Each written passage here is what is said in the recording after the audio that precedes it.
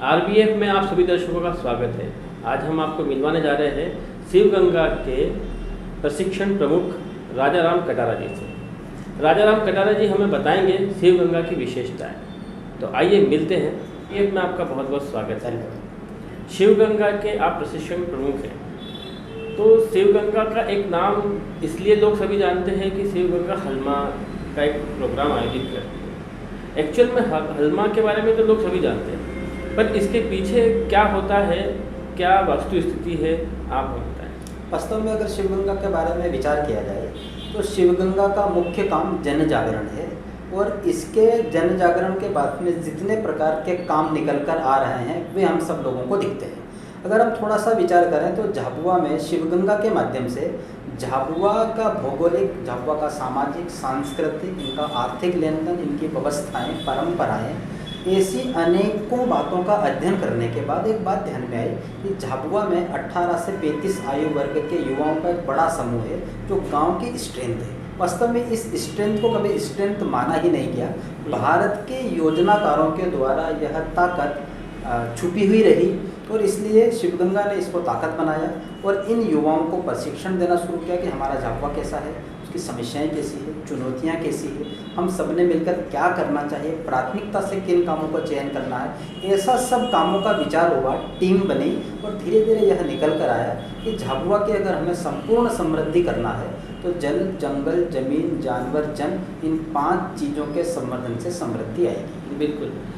हलमा के बारे में सभी लोग ये कहते हैं कि पहाड़ी में जो भी आप कंटूर बनाते हैं, तो इस प्रकार का काम सिर्फ हाथी पावा पे ही होता है या और कहीं भी आप लोग करते हैं? वास्तव में हाथी पावा पर जो हलमे का आयोजन होता है वो सांकेतिक रूप में होता है, ताकि समाज में सामूहिकता की भावना का जागरण हो, और उस माध्यम से हमने 350 गांव में वन को लेकर, जल को लेकर, स्वच्छता को लेकर और भी अनेकों प्रकार के काम हलमा के द्वारा हो रहे हैं। अभी तक अगर हम जल की बात करें तो गांव में जो हलमा होता है उसके माध्यम से 4500 से ज़्यादा जल रचनाएँ, उनमें 71 बड़े तालाब जिनमें 12 मास पानी रहता है, पशु पक्षी, खेती, लोग, उन सबको वो उपलब्ध होता है। और इसके साथ में ही 110 गाँव में माता वन परंपरा का पुनर्जागरण कर 1,07,000 पौधे पेड़ों के रूप में विकसित हो रहे हैं। बहुत अच्छी बात है कि 71 बड़े तालाब जैसे जो आप लोगों ने बनाया है जिसमें 12 महीने पानी रहता है। जी।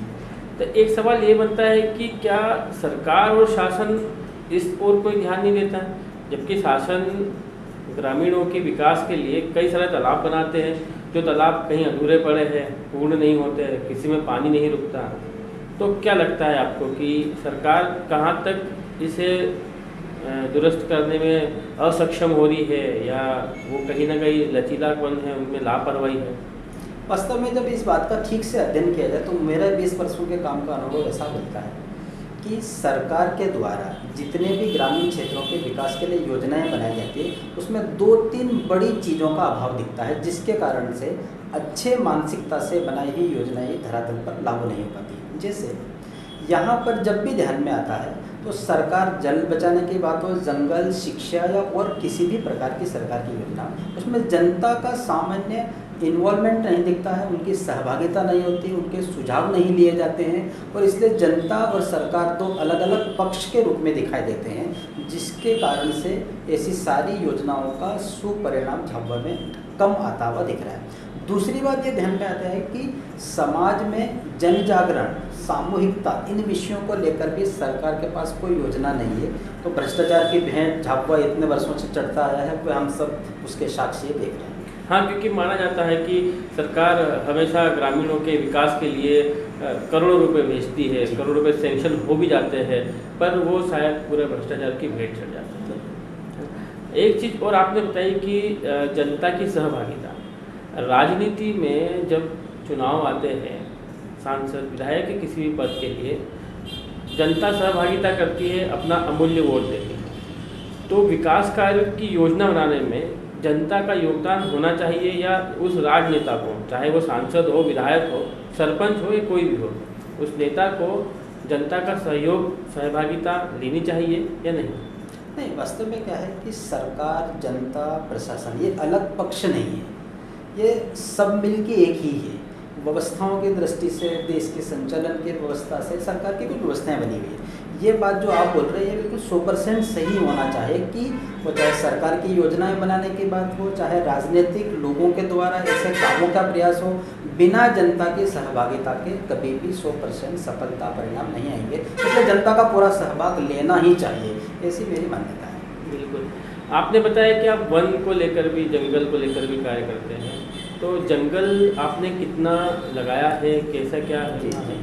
वास्तव में क्या है कि हम लगातार काम करते समय 2013 में एक बात ध्यान में है कि जल के साथ साथ जंगल का संवर्धन भी होना चाहिए, और इसको ध्यान में रखते हुए जैसे हलमा झापवा की परंपरा है, वैसे ही झापवा के ग्रामीण में मातावन नाम की परंपरा है। वह मातावन की परंपरा में प्रत्येक गांव में एक देव स्थान होता है, जिसको गांव के लोग मातावन कहते हैं, और उस गांव की लकड़ी को आज भी लोग निजी प्रयोग में नहीं लाते हैं। और परंतु क्या हुआ, धीरे धीरे इन 70-80 साल में जो नई पढ़ाई पढ़ गए, थोड़े से लोग अपने इस परंपराओं से कटते जा रहे हैं। पुराने पेड़ तो कोई नहीं कटता है, पर वो धीरे धीरे खत्म होते जा रहे थे, वो मातावन उजड़ता जा रहा था। तो फिर से मातावन को आधार बनाकर झापवा में शिव गंगा ने जन जागरण के काम की शुरुआत करी। अब तक 110 गाँव में 1,07,000 से ज़्यादा पेड़ पौधे बनते जा रहे हैं। और इसकी जो महत्वपूर्ण बात यह है कि गांव में जो पौधे लगाए जाते हैं वो 3 से 5 साल तक उनकी सुरक्षा और उनको पानी, खाद, इसकी व्यवस्था ग्रामीण अपनी व्यवस्था से करते हैं। बहुत ही बढ़िया। पर जंगल और वन को, क्षेत्र को बड़ा करने का काम हमारे वन विभाग का है। वन विभाग से कभी आपकी ऐसी कोई बातचीत या कोई सहयोग, आदान प्रदान कुछ हुआ है कि वो आपका सहयोग करे और आपके वन को आगे बढ़ाए, या आपने कभी वन विभाग को सहयोग किया है? वास्तव में बहुत बार हास्यास्पद भी लगता है कि झापवा में वन विभाग इतने वर्षों से काम कर रहा है, धीरे धीरे उनमें भी सुधार तो आ ही रहा है। परंतु हम लोगों ने जब शुरुआत में जंगल लगाने के काम की शुरुआत करी तो अनेकों बार ऐसे उदाहरण आए जब वन विभाग के लोगों ने उस ज़मीन पे आकर यह बोला कि यहाँ जंगल पहले से लगा हुआ है और इस पर जंगल लगाने की ज़रूरत नहीं है, हमारे पेड़ डूब जाएंगे। और एक्चुअल में धरातल पर क्या है ये हम सभी जानते हैं। वन विभाग अपनी इन जिम्मेदारियों को समझे, क्योंकि वन सिर्फ जंगल खड़ा करने का काम नहीं है, वास्तव में वन से भारत की समृद्धि और ग्लोबल वार्मिंग जैसी बड़ी विकराल समस्या के समाधान में वन महत्वपूर्ण भूमिका निभा सकता है। तो ऐसा नहीं लगता कि हर साल वन विभाग को भ्रष्टाचार करने का मौका मिलता कि जिले में वो बहुत सारे लाखों रुपयों के पौधे वितरित करें और वहीं लगाते हैं, और फिर हर साल नया साल जब भी आता है तब फिर उन्हीं क्षेत्रों में लाखों रुपए के पौधे लगाते हैं?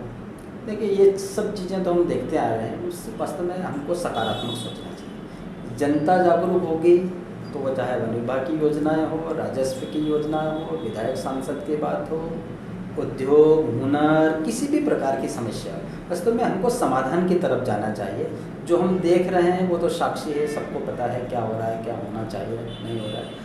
मुझे लगता है हमको जनता जागरूक हो, क्योंकि सारी समस्याएं उन्हीं की वजह से पैदा हो रही है, समाधान भी उन्हीं के पास है। संवर्धन से और हम जागरण के बारे में बात करते हैं, जन जागरण के बारे में, तो शिव गंगा ने अभी तक ऐसे कितने कार्यक्रम आयोजित किए हैं जिसमें जन जागरण के कार्यक्रम चलते हैं? वास्तव में अगर शिव गंगा के ऐसे जन जागरण के कार्यक्रमों के बारे में विचार किया जाए तो जो बड़े कार्यक्रम होते हैं उनमें वर्ष भर में हलमा एक बड़ा आयोजन होता है, जिसमें शिव गंगा द्वारा हर बार इस बार 80,000 परिवारों में हलमा का निमंत्रण दिया गया। उन सब चीज़ों के साथ साथ शिव गंगा इन जन जागरण के लिए झापवा में एक बड़ी समस्या कभी आपको ध्यान में आती है कि यहाँ कर्ज का जो बड़ा कारण है वह बीमारियाँ हैं। वो कभी नोटिस में नहीं आती, इसलिए वो कभी भी लोग उसका आकलन नहीं करते हैं। झापवा के प्रत्येक परिवार में हम लोगों ने इसका अध्ययन करवाया था, तो 50,000 से लेकर 1.5-2 लाख रुपया हर वर्ष सिर्फ बीमारी में खर्च होता है। और इन चीज़ों से उबरने के लिए शिव गंगा ने जन जागरण के कार्यक्रम के महिलाओं के लीडरशिप में 125 गांव में अब तक 11,000 से ज़्यादा फलदार पौधे, प्रत्येक परिवार में 11 पौधे जो स्वास्थ्य की दृष्टि से बहुत अच्छे होते हैं, आम, जाम, जामुन, नींबू, नीम, शहतूत, सहजन, गिलोय, मरवे, इन सब पौधों को शिव गंगा के माध्यम से जन जागरण कर गाँव-गाँव में लगाए जा रहे हैं। और भविष्य में अब थोड़ा सा कल्पना करें, अगर एक गांव में 200 नीम के पेड़, नींबू के पेड़, आम के पेड़, सहजन के पेड़, तो सिर्फ हरियाली ही नहीं होगी, स्वास्थ्य ही ठीक नहीं होगा, बल्कि आर्थिक उन्नति का भी एक बड़ा मार्ग इस माध्यम से प्रशस्त हो।